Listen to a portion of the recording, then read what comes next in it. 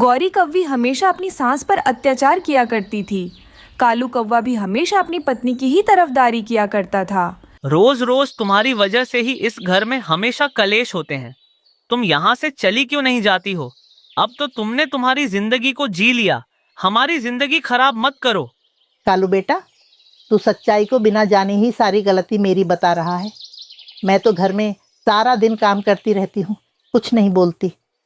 तुम्हारी पत्नी गौरी जानबूझकर मुझसे लड़ाई करती है। सुनिए कालू जी, अब तो इस घर में तुम्हारी माँ रहेगी या मैं, अब तुम ही फैसला करो। नहीं बहू, तुम क्यों जाओगी इस घर को छोड़कर? मैं ही चली जाती हूँ, मैं ही इस घर में नहीं रहूँगी। तुम दोनों खुश रहो, अब मैं यहाँ से जा रही हूँ। कालू ने अपनी माँ को एक बार भी रोकने की कोशिश नहीं की। कालू को उस समय अपनी पत्नी ज़रूरी थी, अपनी माँ नहीं। कालू की माँ उस जंगल को छोड़ देती है और दूसरे जंगल चली जाती है। ऐसे ही 10 दिन बीत जाते हैं। माँ जी, ये देखिए, अब समोसे तैयार हो गए हैं। अब आपको पता चल गया है ना कि समोसे कैसे बनाते हैं? हाँ रानू बेटा, ये तो बहुत आसान है। एक दिन मैं भी बनाकर देखूंगी। ठीक है माँ जी, कल आप बनाइए। चिड़िया बहन, मेरे लिए एक प्लेट गरम गरम समोसे लगाएं। ऐसे ही कई सारे ग्राहक आकर रानू के समोसे खाने लगते हैं। रानू बेटा, तुम ना होती तो मेरा क्या होता? उस दिन मैं अपने घर से बहुत निराश होकर निकली थी। ये जंगल पहुँचते पहुँचते बीच जंगल में ही चक्कर आकर नीचे गिर गई थी। उस दिन तुमने मेरी इतनी मदद की, मेरा ध्यान रखा और इस ठेले पर ले आई। तुम तो मेरी बेटी जैसी हो। माँ जी, मेरा भी इस दुनिया में कोई नहीं, मेरे बेटी के अलावा। अब और मुझे माँ भी मिल गई। अब हम दोनों मिलकर इस समोसे के ठेले को चलाएंगे। और हाँ, आपको चिंता करने की कोई जरूरत नहीं है। अब से आप आराम से अपनी बेटी के साथ रहो। ये सब सुनकर उस बूढ़ी अम्मा की आंखों में आंसू आ जाते हैं। रानू बहुत अच्छी चिड़िया थी। रानू ने ही उस दिन उस अम्मा को बचाकर अपने घर लाया था। रानू कई दिनों से समोसे का ठेला चला रही थी। अब रानू उस अम्मा को भी समोसे बनाना सिखा देती है। कभी कभी रानू सामान लेने के लिए बाजार जाती तो वो बूढ़ी कौवी ठेला को संभाल लेती थी। ऐसे ही उस बूढ़ी अम्मा को उस जंगल में रहते हुए 1 महीना बीत चुका था। एक दिन रानू की तबीयत बहुत ख़राब हो जाती है।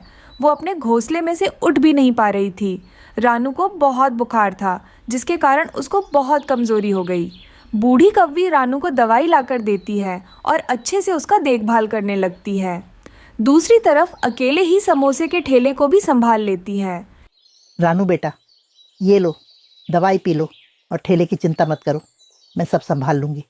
तुम बस आराम करो रानू बेटा, ताकि तुम जल्दी ठीक हो सको। माँ जी, अगर आप नहीं होती तो मेरा क्या होता? आपको मेरी जिंदगी में आने के लिए बहुत बहुत धन्यवाद। माँ जी, आप बहुत अच्छी हो। एक तरफ उसका सगा बेटा अपनी माँ की परवाह नहीं करता और एक तरफ रानू, जिसको माँ की बहुत कदर है। अब बूढ़ी अम्मा अकेले ही ठेले को चलाने लगी। वो बहुत ही बढ़िया समोसे बनाती थी। दूसरे जंगल के भी पक्षी आकर उसके बनाए हुए समोसे खाते थे। ये बात गौरी के कानों तक भी पहुंचती है कि उनके जंगल से दूर एक और जंगल में समोसे का ठेला है। कालू जी, सुना है दूसरे जंगल में समोसे का ठेला है और वहाँ पे बहुत ही स्वादिष्ट समोसे मिलते हैं। तो फिर चलिए ना कालू जी, हम उस जंगल में चलते हैं और मज़ेदार समोसे खाते हैं। कालू कौवा अपनी बीवी गौरी और बेटे जग्गू को लेकर उस समोसे के ठेले पर पहुंचता है। रानू की तबीयत अब ठीक हो चुकी थी। उस समय ठेले पर वही थी।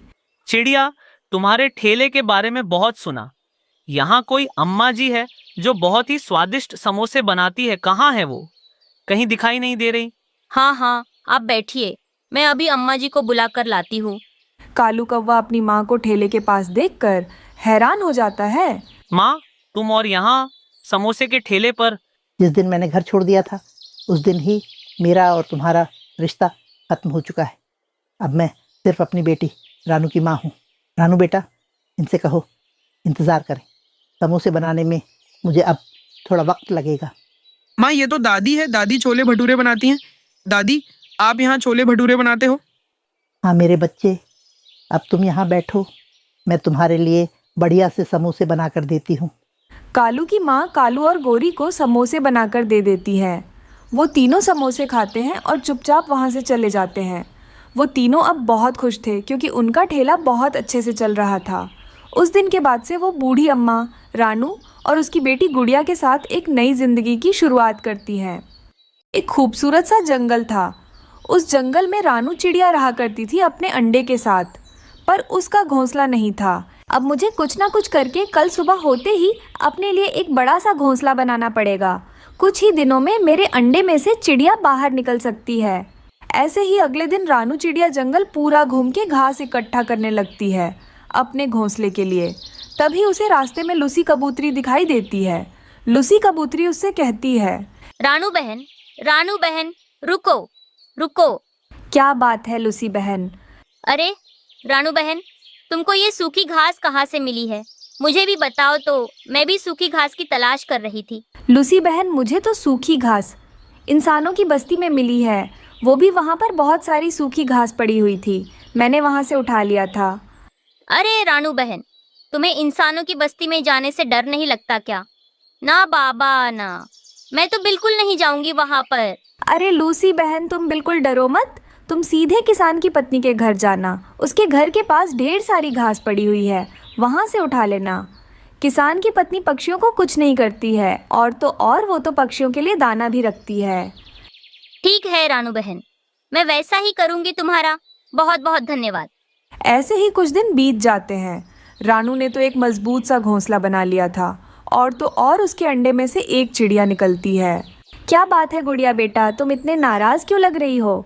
मम्मा, तुम हमेशा मुझे अकेला छोड़कर दाना ढूंढने के लिए चली जाती हो और फिर शाम को आती हो। मुझे तो तुम्हारे साथ जाना है दाना ढूंढने के लिए। पर गुड़िया बेटा, तुम तो सीधे उड़ भी नहीं सकती हो। मैं तो तुम्हें घने जंगल पर नहीं ले जा सकती, क्योंकि वहाँ पर शिकारी पंछी भी रहते हैं। नहीं मम्मा, मैं तो बिल्कुल भी इस घोंसले में अकेले नहीं रहूंगी। मैं भी तुम्हारे साथ ही चल लूंगी, वरना आज रात में दाना बिल्कुल नहीं खाऊंगी। रानू की बात गुड़िया तो बिल्कुल नहीं मानती। फिर रानू चिड़िया गुड़िया को अपने साथ लेकर जाती है और घने जंगल में दाना कैसे ढूंढते हैं सिखाने लगती है। गुड़िया बेटा, अब तो तुम्हें समझ में आया है ना कि किस किस पेड़ के नीचे फल मिलते हैं और दाना मिलता है? हाँ मम्मा, मुझे समझ में आया है। ठीक है गुड़िया बेटा, अब चलो घोंसले पर चलते हैं। किसी समय भी बारिश शुरू हो सकती है। रानू चिड़िया ऐसा कही रही थी कि बारिश शुरू हो जाती है, पर वो माँ बेटी जैसे तैसे बारिश में भीगते हुए अपने घोंसले पर वापस आ जाते हैं। वापस आते ही गुड़िया की तबीयत बारिश में भीगने के वजह से खराब हो जाती है। मम्मा, मेरे पंख बहुत दर्द कर रहे हैं, कुछ ना कुछ करो मम्मा। रानू चिड़िया को क्या करना है कुछ भी समझ में नहीं आ रहा था। गुड़िया बेटी, तुम चिंता मत करो, मैं कुछ ना कुछ करती हूँ। फिर रानू चिड़िया रोते हुए सीधा कालू कौवा के घर जाती है। क्या बात है रानू बहन, इतनी बारिश में तुम मेरे घोंसले पर क्यों आई हो? कालू भैया, मेरी बेटी की तबीयत खराब हो चुकी है बारिश में भीगने के वजह से। आप आकर कुछ मदद करें। मुझे क्या करना है कुछ भी समझ नहीं आ रहा है। अरे रानू, तुम्हें थोड़ी सी भी अक्ल नहीं है क्या? इतनी छोटी बच्ची को कोई भी जंगल लेकर जाता है क्या? ना बाबा ना हम लोग तो तुम्हारी मदद नहीं कर सकते। हाँ रानू बहन, अब मैं तुम्हारे साथ नहीं आ सकता क्योंकि गौरी ने अभी अभी अंडा दिया है। फिर रानू चिड़िया वहाँ से रोते हुए चली जाती है और वो सीधा कबूतर के घर जाती है। कबूतर भैया मेरी मदद करें। पर वो कबूतर रानू चिड़िया की कोई मदद नहीं करता। फिर रानू चिड़िया उस बारिश में सीधा किसान के घर जाती है। जाकर चू चू करने लगती है। उसकी आवाज़ सुनकर किसान की पत्नी वहाँ पर आती है। क्या बात है चिड़िया रानी, तुम इतनी बारिश पर मेरे घर क्यों आई हो? फिर रानू चिड़िया सारी बात बताने लगती है। तुम चिंता मत करो चिड़िया रानी, मैं तुम्हें एक टोकरी देती हूँ। उस टोकरी में अपनी बेटी को रखकर सीधा हॉस्पिटल आ जाना, वहाँ पर तुम्हारी बेटी की इलाज कराऊंगी। फिर रानू चिड़िया वैसा ही करती है। टोकरी में अपनी बेटी को रखकर सीधा हॉस्पिटल आ जाती है। फिर डॉक्टर एक इंजेक्शन करता है गुड़िया को। गुड़िया ठीक हो जाती है। तुम चिंता मत करो चिड़िया, अब तुम्हारी बेटी की बुखार कम हो गई है। आपका बहुत बहुत धन्यवाद डॉक्टर साहब, आपने तो मेरी बेटी की जान बचा ली है। ऐसी कोई बात नहीं चिड़िया, कभी भी तुम्हारी बेटी की और तुम्हारी तबीयत खराब हुई तो सीधा मेरे पास ही आना। फिर रानू चिड़िया अपनी बेटी को लेकर किसान की पत्नी के घर आ जाती है। आपका बहुत बहुत धन्यवाद माँ जी, अगर आप ना होते तो मेरी बेटी की जान भी जा सकती थी। ऐसी कोई बात नहीं चिड़िया, तुम्हें कभी भी मदद की ज़रूरत है तो सीधा मेरे घर पर ही आना। ये लो, मैं तुम्हारे लिए भीगे हुए चावल रखे हैं, खा लेना। फिर किसान की पत्नी चिड़िया को थोड़े से भीगे हुए चावल दे देती है। चिड़िया और उसकी बेटी गुड़िया आराम से खाने लगते हैं। खाकर बारिश रुकने तक किसान की पत्नी के घर में आराम से रहने लगते हैं। दूर किसी जंगल में कई सारे तरह तरह के पक्षी रहा करते थे। वो सभी पक्षी उस जंगल में बहुत ज़्यादा खुश थे, क्योंकि उस जंगल में खाने पीने की कोई कमी नहीं थी। इसीलिए उस जंगल के पक्षी सब बेफिक्र रहते थे। उसी जंगल में रहने वाली रानू चिड़िया एक कमज़ोर घर में रहती थी। ऐसा करती हूँ, पहले भोजन ढूंढ कर ले आती हूँ। क्या पता सारे पक्षी अपना अपना भोजन लेकर चले जाएं, फिर बाद में मुझे भोजन ही ना मिले। ऐसा सोचकर रानू जंगल में भोजन लेने के लिए चली जाती है। उसके जाते ही जोरों की बारिश शुरू हो जाती है। चिड़िया का घोंसला कमज़ोर होने के कारण हवाओं की वजह से ज़ोर ज़ोर से हिलने लगता है और नीचे गिर के टूट जाता है। जब चिड़िया लौट आकर अपने टूटे हुए घोंसले को देखती है तो वो चौंक जाती है। हे ऊपर वाले, मेरा घोंसला तो टूट गया, अब मैं क्या करूँगी? मैं कहाँ रहूँगी? कोई भी पक्षी मुझे अपने घर में नहीं रखेगा। हे ऊपर वाले, मेरे साथ क्या हुआ है? मेरे साथ बहुत बुरा हुआ। अब मुझे समझ में नहीं आ रहा है कि अब मैं क्या करूं। हमारे जंगल में तो सूखी लकड़ियां नहीं मिलेगी घर बनाने के लिए। अब मुझे एक काम करना पड़ेगा, मुझे दूसरे जंगल जाना पड़ेगा। इतनी तेज़ बारिश में मैं अभी दूसरे जंगल नहीं जा सकती। मुझे कल सुबह ही दूसरे जंगल जाना पड़ेगा। फिर रानू किसी तरह एक पत्ते के नीचे रात बिताती है। फिर चिड़िया सुबह होते ही दूसरे जंगल के लिए निकल जाती है। उस जंगल में कालू और गोरी दो दुष्ट कौवे रहते थे। वो दोनों काफ़ी ज़्यादा आलसी थे। वो अपने लिए घर भी नहीं बनाते थे और भोजन तो दूसरे पक्षियों से चुरा कर खाते थे। कालू जी, आप हमारे लिए पक्का घर कब बनाओगे? हमेशा घोंसले में सोते रहते हो। गोरी, तुम्हें तो पता है मैं बहुत आलसी हूँ। वैसे भी हमको घर बनाने की क्या जरूरत है? अगर कोई पागल पक्षी मेहनत करके घर बनाएगा तो हम दोनों उसे डरा धमका कर उसका घर कब्जा कर लेंगे। अरे वाह कालू जी, क्या सोचा है आपने? मगर ऐसा पागल पक्षी कहाँ मिलेगा? तुम चिंता मत करो गौरी, कोई ना कोई पक्षी 2 दिनों में ही मिल ही जाएगा। दूसरे दिन चिड़िया उस जंगल में आई हुई थी। मुझे इस जंगल में सूखी और मजबूत लकड़ियाँ ढूंढनी पड़ेगी, तभी मेरा घर अच्छे से बन पाएगा। चलो मैं किसी पक्षी से पूछ लेती हूँ कि सूखी और मजबूत लकड़ियाँ कहाँ मिलेगी। ऐसा सोचकर चिड़िया वहाँ से चली जाती है। रास्ते में उसे कौवों का घोंसला नजर आता है। वह तुरंत उनके पास आ जाती है। कौवो, मुझे तो आप इस जंगल के लग रहे हो। मुझे बस इतना बता दीजिए कि सूखी लकड़ियाँ कहाँ मिलेंगी। मैं दूसरे जंगल से आई हूँ। बारिश की वजह से मेरा घोंसला टूट गया है। इस जंगल में मैं मजबूत घर बनाकर रहना चाहती हूँ। अरे वाह चिड़िया, यहाँ से तुम सीधी जाओ, वहाँ पर तुम्हें एक पेड़ मिल जाएगा। उधर ही तुम्हें सूखी लकड़ियाँ भी मिल ही जाएंगी। तुम दोनों का बहुत बहुत धन्यवाद। फिर चिड़िया वहाँ से सूखी लकड़ियाँ लेने के लिए चली जाती है। देखा कालू जी, आपने यह पागल चिड़िया ढूंढते हुए हमारे पास आ ही गई। हाँ गौरी, अब जल्दी से इसे मेहनत करके घर बनाने दो, फिर हम दोनों इसे डरा धमका कर इसका घर छीन लेंगे। और कालू जी चिड़िया को धक्के मार के बाहर निकालेंगे। फिर रानू चिड़िया को एक जगह ढेर सारे सूखी लकड़ियाँ दिखाई देती हैं। अरे ये क्या, ये लकड़ियाँ तो काफ़ी ज़्यादा कमज़ोर लग रही हैं। अब मैं क्या करूँगी? चलो मैं इसी से ही घर बना लेती हूँ। बारिश कभी भी शुरू हो सकती है। कमज़ोर घर बनेगा तो भी कुछ दिन तक तो चल जाएगा, फिर मैं मजबूत घर बना लूँगी। ऐसा सोचकर रानू चिड़िया उन कमज़ोर लकड़ियों से अपने लिए घर बना लेती है। अरे वाह, जैसे मैंने सोचा था बिल्कुल घर वैसा ही बनाया है। अंदर से तो बहुत ज़्यादा सुंदर लग रहा है। थोड़ी देर बाद वो दुष्ट कौवे चिड़िया के घर आते हैं। अरे वाह चिड़िया, तुमने तो बहुत मेहनत करके अपना ये घर बनाया है, मगर अफसोस की बात ये है कि अब हम दोनों इस घर में रहने वाले हैं। चुपचाप तुम यहाँ से निकल जाओ, वरना हम दोनों तुम्हें खूब मारेंगे और इस घर से धक्के मार के बाहर निकालेंगे। ये आप दोनों क्या बोल रहे हो? मैंने इतनी मेहनत से मेरा घर बनाया है। आपको कोई हक नहीं बनता मेरे घर से मुझे बाहर निकालने का। चुपचाप आप दोनों यहाँ से चले जाइए। चिड़िया, क्या तुम्हें पता है इस जंगल के चील से हमारे अच्छे संबंध है, उसे कहकर तुम्हारा शोरबा बना देंगे। ये सब सुनकर चिड़िया बहुत डर जाती है और वहाँ से चली जाती है। तभी जोरों की बारिश शुरू हो जाती है। चिड़िया एक घने पेड़ के नीचे आकर बैठ जाती है और रोने लग जाती है। मेरे साथ हमेशा ऐसा ही क्यों होता है?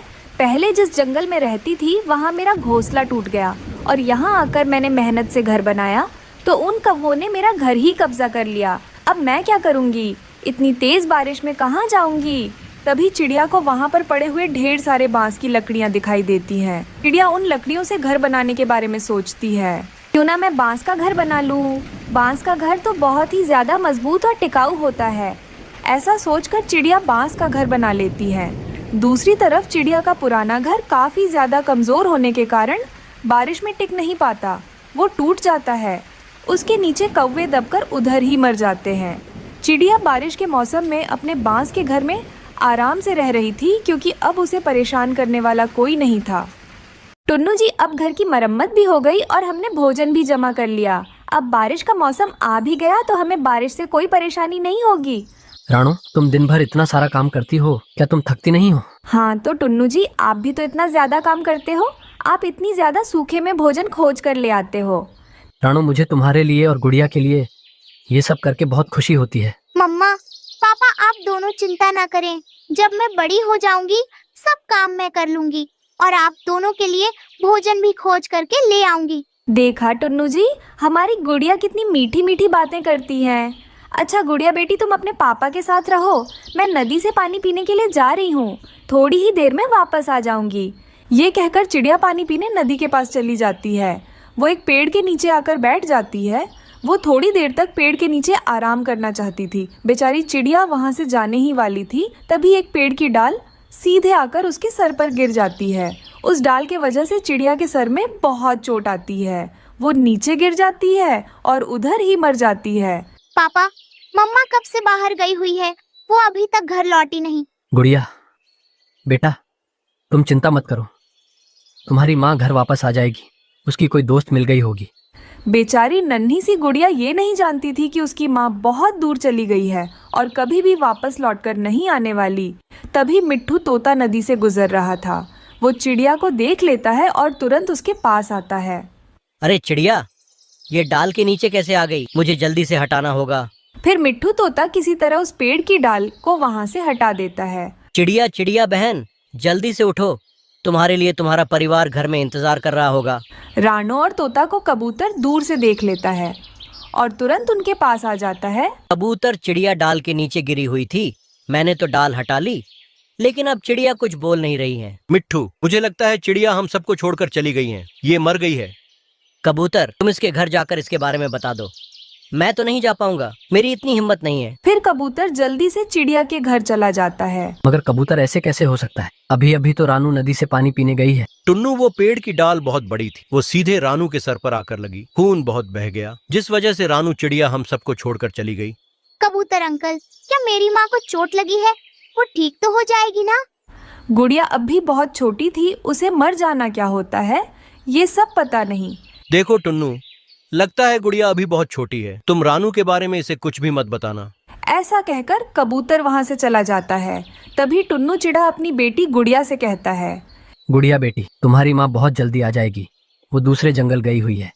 मगर पापा, मुझे माँ के बिना नींद कैसे आएगी? ऐसे ही कुछ दिन बीत जाते हैं। एक दिन कबूतर तोते से कहता है, तोते, अभी तो बहुत दिन हो गए हैं, अभी मुझे लगता है टुन्नू को दूसरी शादी कर लेना चाहिए। अभी वो घर अकेला कैसे संभालेगा? उसको अपनी बेटी को संभालना है और भोजन भी लाना है, कितना कुछ करना पड़ेगा उसे। हाँ कबूतर चिड़िया हमारी बहुत अच्छी दोस्त थी, हमें उसके परिवार के लिए कुछ तो अच्छा सोचना पड़ेगा। मिट्ठू, मेरी बीवी की एक अच्छी दोस्त है, उसका नाम पिंकी है। अगर टुन्नू मान गया तो हम पिंकी की शादी टुन्नू से करवा देंगे। हाँ कबूतर, हम दोनों अभी टुन्नू के पास जाएंगे और उसे सारी बात बताएंगे। फिर कबूतर और मिट्ठू तोता टुन्नू के घर आते हैं। ये तो मेरे लिए बहुत मुश्किल होगा, गुड़िया तो उसे अपनी माँ कभी नहीं मानेगी। टुन्नू, तुम बड़े हो और समझदार भी, गुड़िया अभी बहुत छोटी है, वो समय के साथ साथ उस चिड़िया को अपनी माँ मान लेगी। फिर टुन्नू चिड़ा भी मान जाता है। वो सब मिलकर टुन्नू की शादी पिंकी चिड़िया से करवा देते हैं। पिंकी, वो गुड़िया तो बहुत छोटी है, अगर उससे कोई भूल हो जाए तो उसे माफ कर देना और उसका अच्छे से ध्यान रखना। मैं भोजन ले आऊंगा, तुम गुड़िया और घर का ध्यान रखना। हाँ टुन्नू जी, मैं गुड़िया का बहुत अच्छे से ध्यान रखूंगी, मैं सब संभाल लूंगी, आप बेफिक्र रहिए। फिर टुन्नू पिंकी को अपने घर ले आता है। पापा, पापा, ये आपके साथ कौन है? गुड़िया बेटी, ये आपकी दोस्त है, आपकी मम्मा ने आपके लिए भेजा है। पापा, मम्मा कब वापस आएगी? उनके बिना तो मुझे रातों को नींद नहीं आती। गुड़िया बेटी, तुम मेरे साथ सो जाना, मैं तुम्हें नए नए कहानियाँ भी सुनाऊंगी। अच्छा, मेरी दोस्त, मुझे पानी पीना है, क्या तुम मेरे साथ नदी पर चलोगी? हाँ गुड़िया बेटी, तुम चलो मेरे साथ नदी के पास, आज मैं तुम्हें पानी पिलाती हूँ। फिर पिंकी गुड़िया को नदी के पास ले जाती है। वहाँ गोरी और कालू कौवा पहले से बैठे हुए थे। अरे वाह रानो, चिड़िया को मरे हुए तो 4 दिन भी नहीं गुजरे। टुन्नू ने नई शादी कर ली।